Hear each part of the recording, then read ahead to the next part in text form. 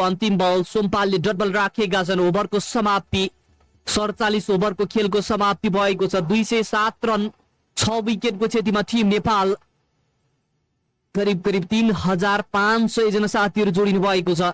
रोहित कुमार पौडेल अहिले कुरा गर्ने हो भने आफ्नो सेन्चुरी पार गरिसकेका छन्। सबैजना साथीले # रोहित लेखिदिउ कमेन्ट बक्समा आएर। च्यानललाई सब्स्क्राइब गर्नु भएको छैन भने च्यानललाई सब्स्क्राइब गरौँ। लाइक नगरेको साथीहरूले एक लाइक पनि गरौँ र कप्तानको सम्मानमा # रोहित लेखिदिनु होला र रोहितको यो सम्मानमा 207 रन 6 विकेटको क्षतिमा 3 ओभरको खेल बाँकी छ। अझै पनि हामीले 3 ओभरमा टी20 शैली ब्याटिङ गर्यौं भने पनि 220 देखि हामी 240 को बीचमा टार्गेट दिन सक्छौं र त्यो टार्गेटमा पक्कै पनि हामीले युएलाई अल आउट गर्न सक्ने क्षमता नेपाल टिमको रहेको छ। 3200 जना साथीहरू हुनुहुन्छ। यदि तपाईलाई कमेन्ट गर्न मिलेको छैन भने सबैजना साथीहरूले एक कमेन्ट गर्नु होला र रोहितको यो सेन्चुरीको सम्मानमा # रोहित लेखिदिनु होला। सबैजना साथीहरूले ओभरको सुरुवात रोहित कुमार पौडेल यो बल ग्यापमा रहेको छ। 1 रनको कल गरियो, अर्को रनको लागि कल गरिएको छ र 2 रन प्राप्त भएको छ र यो 2 रन सँगै टिम नेपाल अहिले 209 रन 6 विकेटको क्षतिमा रहेको छ। कप्तान 102 रन बनाएका छन् 127 बलमा र कुन ठाउँबाट हेरिराख्नु भएको छ। सबैजना साथीहरूले एक लाइक पनि गरिदिनु होला। 127 बलमा 2 रन 5 वटा चौका एउटा छक्काको मद्दतमा आफ्नो स्कोरलाई सेन्चुरीमा परिणत गरेका छन्। # रोहित कुमार पौडेल कप्तानलाई पक्कै पनि लेख्न नभुल्नु होला। यदि च्यानललाई सब्स्क्राइब गर्नु भएको छैन भने च्यानललाई सब्स्क्राइब गर्दै कमेन्ट बक्समा आएर # रोहित लेखिदिउ र # कप्तान लेखिदिनु होला। यस ओभरको दोस्रो बल भने 1 रनको लागि खेल्दै रोहित कुमार पौडेल स्ट्राइकमा रोटेट गरिदिएका छन्। 210 रन अहिले 6 विकेटको क्षतिमा टिम नेपाल रहेको छ।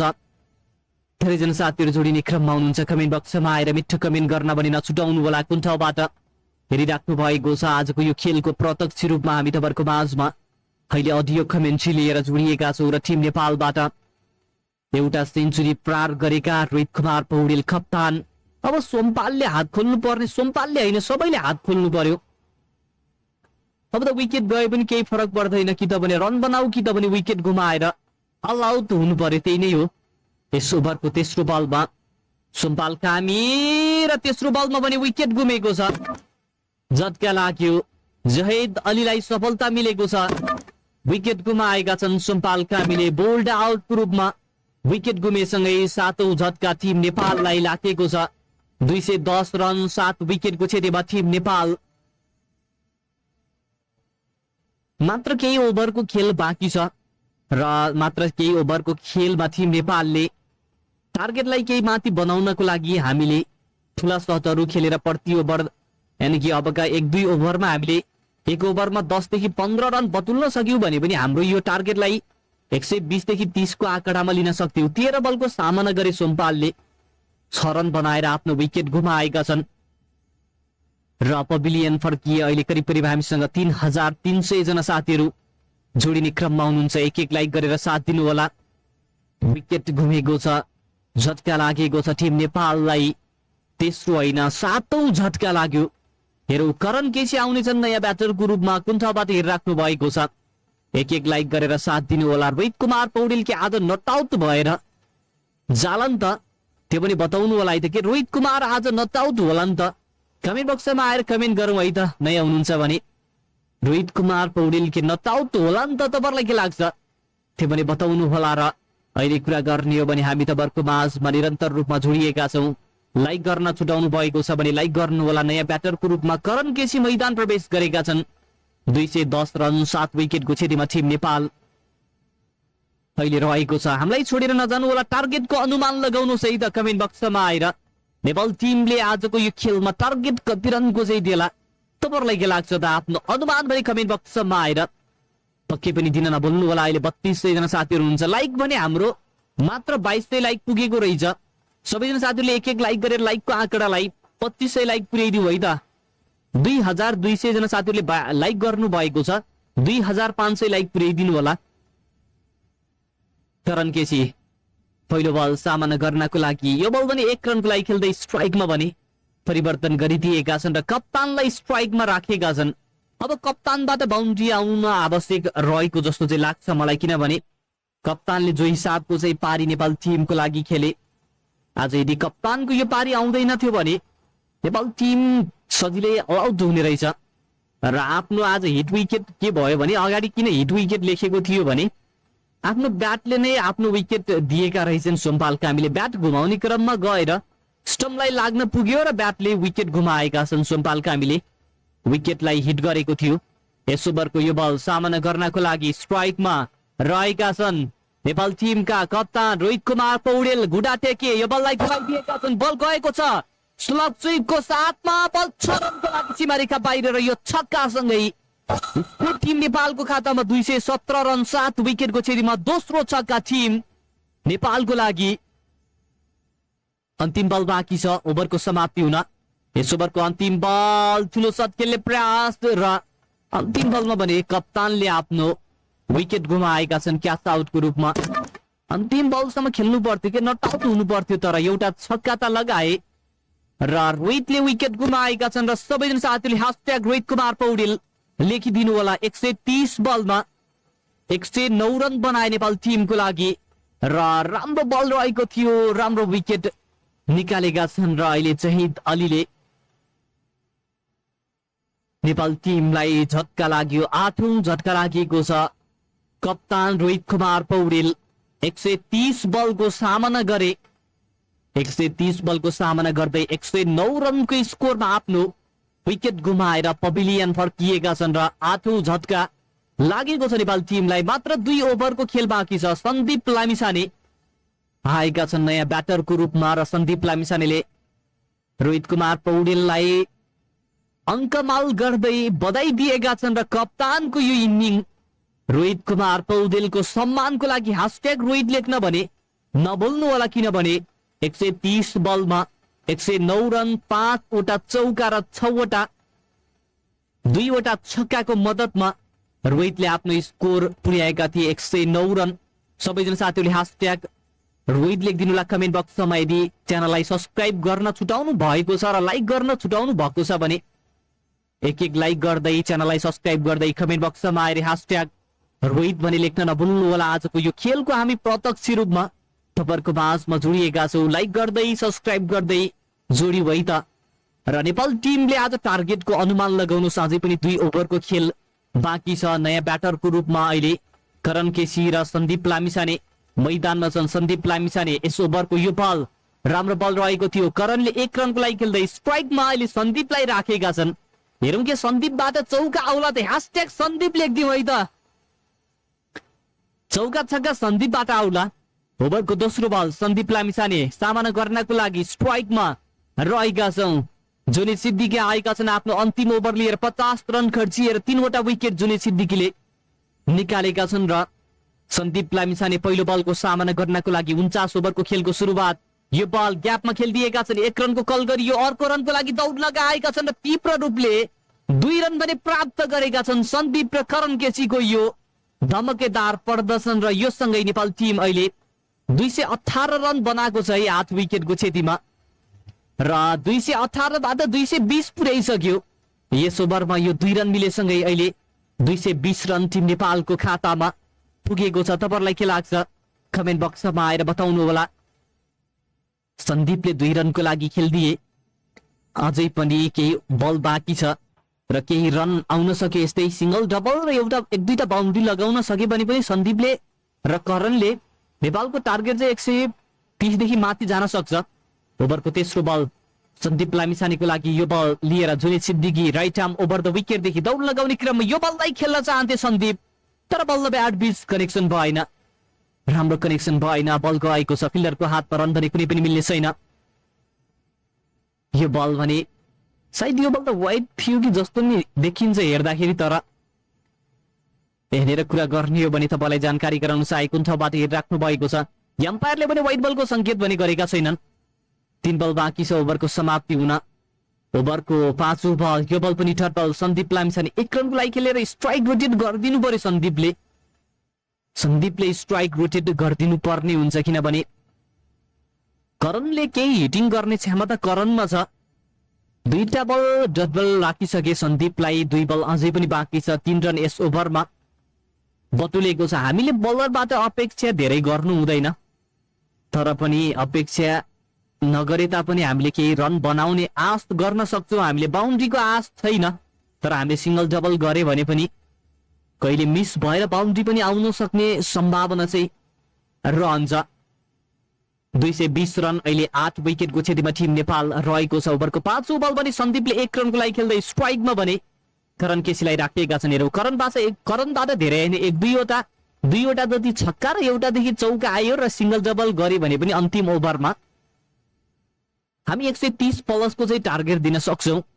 र टार्गेटको अनुमान लगाउनु सहित मात्र केही ओभरको खेल बाँकी छ 221 रन 8 विकेटको क्षतिमा टिम नेपाल यस ओभरको हेरौं सामना गर्नको लागि करण केसी अन्तिम बल रहेको छ जुनेद सिद्दिकी आफ्नो अन्तिम ओभरको अन्तिम बल दिएर दौड लगाउने क्रममा रहेका छन् र धेरै जना साथीहरु जोडिने क्रममा करिब 4000 को हाराहारीमा जोडिने क्रममा हुनुहुन्छ यदि च्यानललाई सब्स्क्राइब गर्नु भएको छैन भने च्यानललाई सब्स्क्राइब गर्नु होला र लाइक गर्नु भएको छैन भने लाइक गर्नु होला यो टार्गेटलाई के युए को टिमले भेटाउला टार्गेट नेपाल टिमले अब धेरै टार्गेट दिदैन 240 भन्दा तलको नै टार्गेट हुन्छ अन्तिम बलमा 1 रनको लागि खेल्दै करणले स्ट्राइकमा आफै बस्ने निधो गरेका छन् र यो सँगै 49 ओभरको खेलको समाप्ति भएको छ 222 रन अहिले 8 विकेटको क्षतिमा टिम नेपाल रहेको छ 230 सम्म चाहिँ बनाउनु पर्यो नेपालले कसरी हुन्छ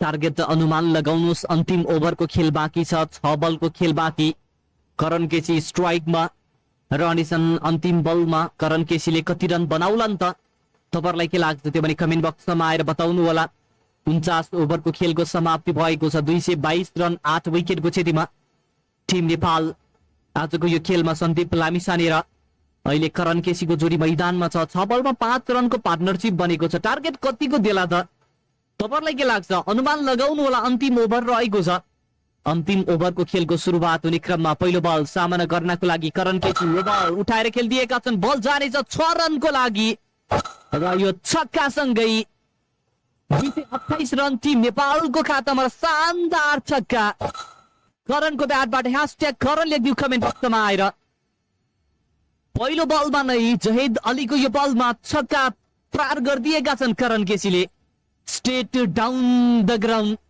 र यो छक्कासँगै स्कोर अहिले 228 रन 8 विकेटको क्षतिमा टिम नेपाल रहेको छ #करण लेखिदिनु होला पहिलो बल छक्कासँगै स्कोर अहिले 228 रन पुगेको छ र यो हिसाबको चाहिँ ब्याटिङ नेपाल टिममा आवश्यक देखिन्छ हिटिङको आवश्यकता रहेको छ आज गुलसनबाट अपेक्षा अनुसारको चाहिँ ब्याटिङ आउन सकेन र आज यता कुरा गर्ने हो भने भुर्तेलले पनि राम्रो पारी खेलेनन् भीम सार्कीबाट पनि आज राम्रो पारी आएन ओभरको दोस्रो बल लिएर ठुलो शट खेल्ने प्रयास गरेका छन् मुनि फिल्डर रहेका छन् तर 1 बाउन्स 2 बाउन्स 4 रनको लागि सीमा रेखा बाहिर जानेछ र यो शानदार चौका करण केसीको ब्याटबाट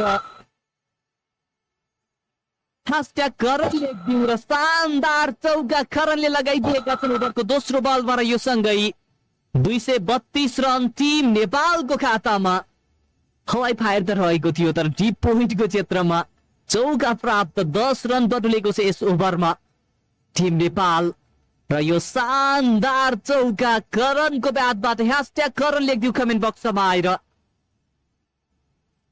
232 रन 8 विकेटको क्षतिमा टिम नेपाल रहेको छ सबैजना साथीहरुले एक लाइक गरेर साथ दिनु होला नयाँ हुनुहुन्छ भने सब्स्क्राइब गर्नु होला 4 बल अझै पनि बाँकी छ अनुमान लगाउनुस् टार्गेट कतिको आउला लाइक नगरेको साथीहरु लाइक गरौं जहिद अली यो बललाई भने दिशाबाट भत्किन पुगे एम्पायरले व्हाइट बलको संकेत गरेका छन् लाइक नगरेको साथीहरुले लाइक गरौं च्यानललाई सब्स्क्राइब नगरेको साथीहरुले च्यानललाई सब्स्क्राइब पनि गरौं है त धेरै जना साथीहरुले च्यानललाई सब्स्क्राइब गर्न छुटाउनु भएको छ सबैजना साथीहरुलाई अनुरोध छ यदि च्यानललाई सब्स्क्राइब गर्नु भएको छैन भने च्यानललाई सब्स्क्राइब गरेर साथ दिनु होला अहिले 4200 जना साथीहरु जोडिनु भएको छ हामी 2500 लाइकको नजिकै छौं यो आँकडालाई पार गर्न लाइक गर्नु भयो भने हुन्छ सबैजना साथीहरुले धेरै लाइक गर्न छुटाउनु भएको छ अझै पनि 4 बल बाँकी छ ओभरको तेस्रो बल यो बल राम्रो बल रहेको थियो खेल्ने प्रयास गरेका थिए तर कनेक्सन राम्रो भएन बल गएको छ फिल्डरको हातमा रन भने कुनै पनि मिल्ने छैन रहनेछ डट बल कुन ठाउँबाट हेरिराख्नु भएको छ त्यो पनि बताउनु होला, एक लाइक गरेर साथ दिनु होला आजको यो खेलमा। र टार्गेट नेपाल टिमले आज एकदमै राम्रो टार्गेट पक्कै पनि दिएको छ भन्दा पनि फरक नपर्ला। यो टार्गेट भेटाउनको लागि युएको टिमलाई पक्कै पनि गाह्रो पर्ने सम्भावना देखिन्छ। अझै पनि 3 बल बाँकी छ ओभरको समाप्ति हुन। यस ओभरमा 11 रन टिम नेपालले बटुलेको छ। जहिद अली आएका छन् आफ्नो अन्तिम ओभर लिएर। ओभरको चौथो बल, यो बल पनि ब्याट्सम्यान बिट हुन पुगे, रन पनि मिल्ने छैन, कुनै पनि डट बल रहनेछ। 233 रन 8 विकेटको क्षतिमा। अबका दुईवटा बलमा एउटा बाउन्ड्री आयो भने पनि हामी 240 तिर पनि पुग्ने रहेछौँ। नेपालले चाहिँ 233 देखि अब यो 230 देखि 40 को बीचमा चाहिँ टार्गेट दिएको धेरै खेलहरुमा चाहिँ देखेको छु। हेरौं अब करण केसीले कस्तो बलिङ देखाउने, करण केसीबाट कस्तो बलिङ आउनेछ, सन्दीप लामिछानेबाट कस्तो बलिङ आउनेछ आजको यो खेलमा। करण केसीबाट, ललित नारायण राजवंशीबाट कस्तो बलिङ आउनेछ। ब्याक टु ब्याक सुरुका दुईवटा बलमा त करणले एउटामा छक्का एउटामा चौका प्रार गरेका थिए, तर ब्याक टु ब्याक दुईवटा बल डबल राखिएको छ। 2 बल बाँकी छ 50 ओभरको खेलको समाप्ति हुनको लागि। 7 बलमा 13 रन करण केसी।